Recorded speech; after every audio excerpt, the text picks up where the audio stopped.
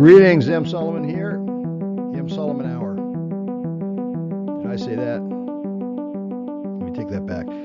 M. Solomon here with another episode of mortgage banking, investment banking, banking in general, wholesale banking, retail banking, mortgage whole loan banking, subservicing, servicing, foreclosures. But today I want to share something with you that I think I've been told to. I've never done this before, and I'm going to do it for the first time. I'm going to do it today. And what that is I'm going to share with you some of my experiences as a mortgage banker.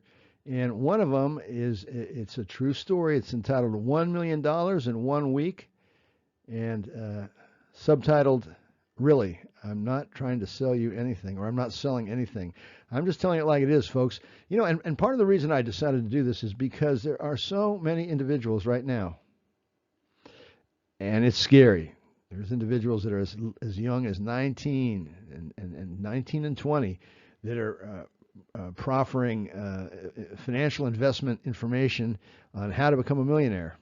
These are kids riding skateboards, and I don't think they can put two nickels together, but they found a way to advertise on YouTube, and they're telling you how to make $1 million, and that's scary. That's very scary. If you remember, in the crash of 1929, allegedly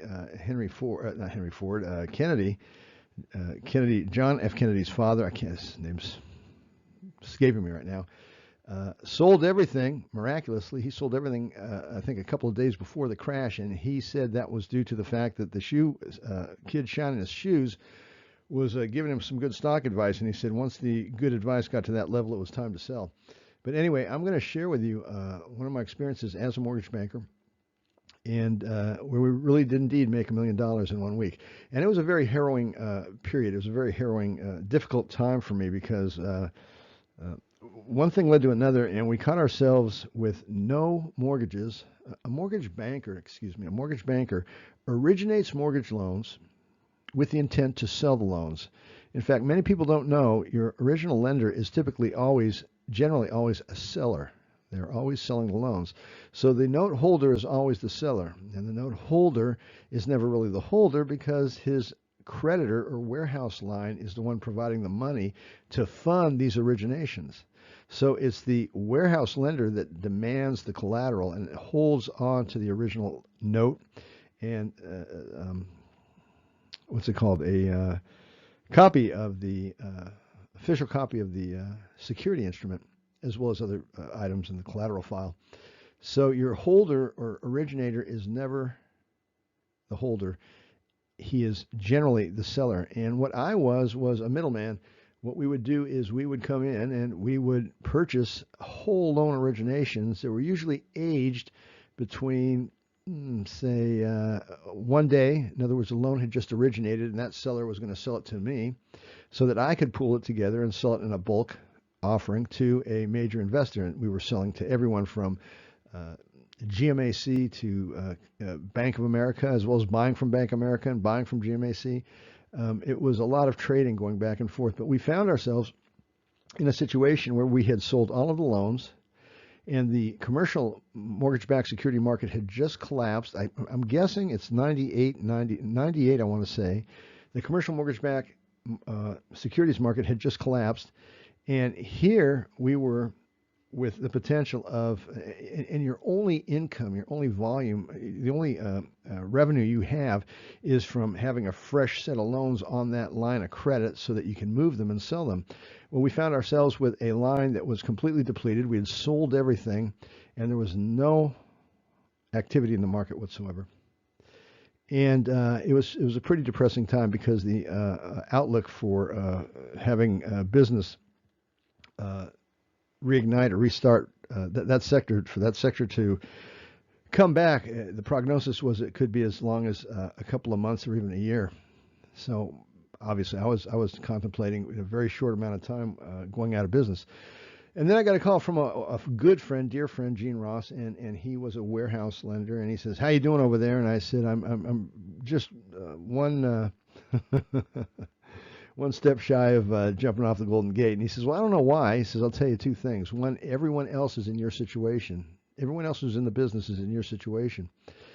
And I said, how's that? He said, they're all sitting with a bunch of loans on their line that they can't move, and the market's gone to a completely screeching halt.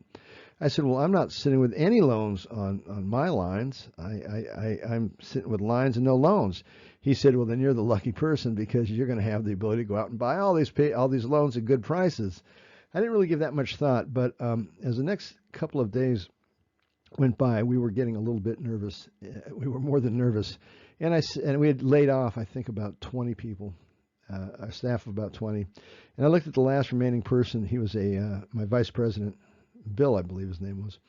And I said, Bill says, what are we going to do, boss? And I said, I'm not sure, but we're going to take it one day at a time and come some means or methods or some way through divine intervention, that phone right there is going to ring.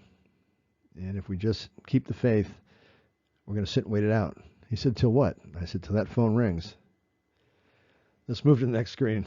Hold that thought. So here we are. It's day two. Day two, and me and Bill, we'll call him, have just completed our next 8-hour day of having absolutely nothing happen. And of course, creditors are starting to call already, saying, your rent's due, your this and that is due, and whatever. And I said, I don't know what we're going to do, Bill. And he says, well, I know what we're going to do. We're going to sit, wait it out, and by some way, by some means, by some method, or perhaps divine intervention, that phone will ring. He was parroting exactly what I'd told him, and I thought, yeah. I said, that's right. That phone's going to ring. And suddenly, bring, bring, and we looked at each other, and we looked at that phone, and he said, should I answer it? I said, no, I'm going to answer it. Bing, bing, bing, bing, bing, bing. And he says, well, then answer it. I said, okay, just be cool. So I answer the phone, and the person on the other side says, is this, the name of the company was Mortgage Guarantee, by the way. And the person says, is this Mortgage Guarantee? And I said, you're speaking to him. Well, we're sitting on a pool of loans that are going to go stale. Now, stale means they originated a loan within the first 180 days and had not sold that loan yet. Now, that was the worst position to be in. The best position was to have no loans on your line. The worst was to have loans that were now aged beyond 180 days. Now you're in trouble because your contract as a seller says that you will not have any stale mortgages or mortgages beyond 180 days. I said, well, how can I help you? And she says, well, we have about, like I said, a pool of loans that are now aged, I forget, over 180 days. Would you be interested in buying them? I said, we're real busy right now. I'm going to have to check back. Actually, let me put you on hold 1 minute. When would you be available to let us spread the paper?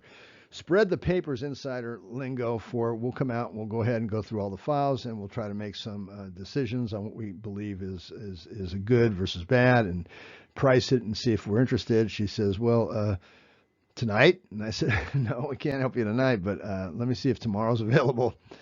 All right, so next thing you know, we're driving about 150 miles to a client. And boy, what a client. This was a big operation. They had their own indoor cafeteria, executive dining room, gym, whole 9 yards. It was a big operation. And we were put into a room with box after box of files. Now, I'm going to ask you to look at the screen right here where it says mortgages held for sale. What we were looking at was a pool of mortgages totaling $5.8 million, roughly $5.8 million. And what you see is the same terminology and the same vernacular and the same criteria for valuing a pool of mortgages. they're done on a weighted average where the entire pool, whether it's 5.8 million or 58 million or 5.8 billion, it all comes down to as if it were one loan, and that's called a weighted average. If it was a weighted average one loan, it doesn't matter how many millions or billions you have because the average loan is going to have this profile.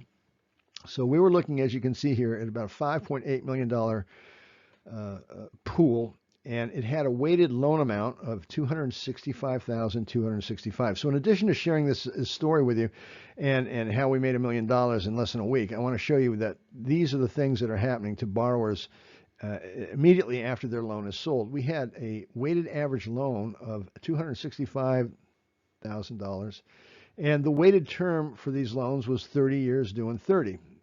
They had a weighted average coupon or rate of 8.98, which was probably the going rate for subprime back then.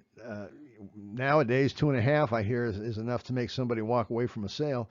But back then, 8.98 was pretty much the going rate for a non-Fannie Freddie loan. These were non-agency loans. These were adjustable rate loans, and they had a weighted average margin of 5.25%. So the rate of 8.98 was based on a margin of 5.25. And these loans had a weighted aging, meaning they were actually on average 185 days. So they were 5 days over the threshold, and they were thus considered stale loans. It doesn't sound like a long time, but loans that were held on your books for more than 6 months are stale. And if you're buying them, that's good for you. If you're selling them, that's bad for you. And there could be nothing at all wrong with the loans. But they had a weighted, let's see, what does that say? PPP. Now I'm being put on trial. PPP would be your weighted average prepayment speed. So they had a weighted average prepayment speed of about 3.125 years. If the borrower tried to pay off early, they'd be penalized. Had a weighted, what is that, LTV? Loan to value of 77.875. And CLTV would be combined loan to value of 82.78, almost 79. So we're looking at about a $5.8 million pool. Those are all the dynamics. Those are all the criteria that we were looking at. And now it was a matter of opening files and doing our credit analysis. And we're going to get into that here in just a minute. Actually, let's go to the next screen. I'll share that with you. So here we're going to wrap it up. And I'm going to show you how we made $1 million. Now, mortgage bankers, especially aggregators, work on a very thin margin. For example, on a pool of $5.8 million, you might net, in this case, I think it was 101, and that would mean that the pool of $5.8 million would have been sold to an investor, institutional investor, for $5,850,000. So 5.8 was sold for $5,850,000 after we got done spreading the paper and purchasing it. So we would have made $50,000. And and I said I thought we had about 20 employees. I think we had about 10 employees. We were a very small shop, just starting out. So $50,000 is meager. It's I remember when I was with Carl Icahn, one of his analysts, we were sitting in a room full of analysts, and one of them said, I don't think your margins are really what we're interested in. I said, did you look into my cash on cash? And he said, it's phenomenal, just phenomenal. And what he was referring to is the fact that, we only made $50,000 on $5.8 million, which is not impressive by any stretch of the imagination. We made that in 7 days, which is, I guess, not bad, but commensurate to the risk you're taking, it's not impressive. But our actual cash, our own cash in the deal was zero because we were using lines of credit. So the fact that we picked up $50,000 with none of our own cash was pretty impressive. That's your cash on cash return. But here's what I'm really trying to point out. We purchased that pool at a discount. We purchased the $5.8 million, as you can see, at a purchase price of $4.875 million. That was the cost to get rid of those loans, and that was a bigger company that could afford to take the hit, as we say.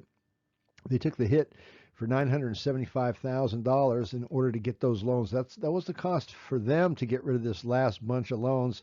So they were probably doing about 200 to 500 million a month, and they were left over with 10%, which was the 5 million.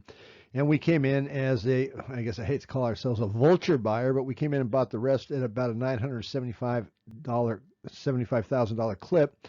So we picked up $50,000 in premium, $975,000 on the discount, and we picked up $1,025,000, and that was all in 1 week of work. And needless to say, the market, it got going again real quickly. I don't know what stimulated it or triggered it back, but so our execution, that's your purchase price, our execution was at 84.052%. So we bought at 84.052% of the 5.8 million, and we executed at about 1% over that, 101. So we were buying at about a 15% clip at a 101 execution. That got us 1,025,000. And we were able to sustain that margin as a vulture buyer over the next couple of years. It was a very, very good market for us to be in, very specialized market. But there you go. That's $1 million, $1,025,000 in 7 days. And that was all with one phone call. One thing I want to point out here is that this was my biggest hit at the time. It's called an execution, purchase, and sale. It was our biggest, my company's biggest return on a sale. And, the first thing in my mind was to let's look at our business model and tweak it a bit so we can do this on an ongoing basis, what we did. The last thing on my mind was to go rent time on YouTube and start telling people, would you like to make $1 million? Can I show you how I made $1 million? To start taking pictures of the rolls of cash. And I don't understand that. We're being besieged right now with these people that are telling us that you can make $1 million just like I did. And what you see right there was a lot of experience, a lot of years of experience that was allowing us to take that kind of risk for even a short period of time. And I'd be very skeptical of the things you're seeing on YouTube right now. Not that YouTube is in any way behind it or derelict. I'm just saying that some of the advertising is a little bit scary, and it doesn't mean it's not true, but and a shout out to some of the guys over there at I think the name of the YouTube channel is Stolen Glory, and it's about veterans, and not about veterans, but about fake veterans, guys that are dressing up in military outfits, probably because they're a little bit mentally off balance, or because they're trying to get something for free. They're a discount at a department store, or even beg on a corner using a military outfit. And Stolen Valor, I think, is the name of it.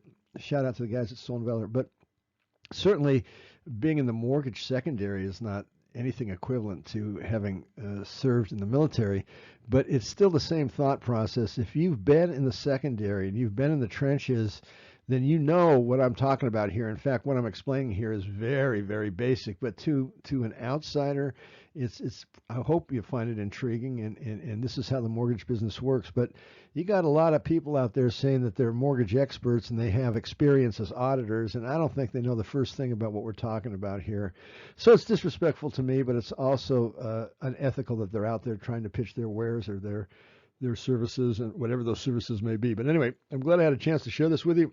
And we're going to be back with some more good information on what's happening. And I'm even going to refer to this experience here and how that's something that also affects people in foreclosure, how your loan could have been part of that pool and how you could have had to pay the price for that execution, purchase, and sale.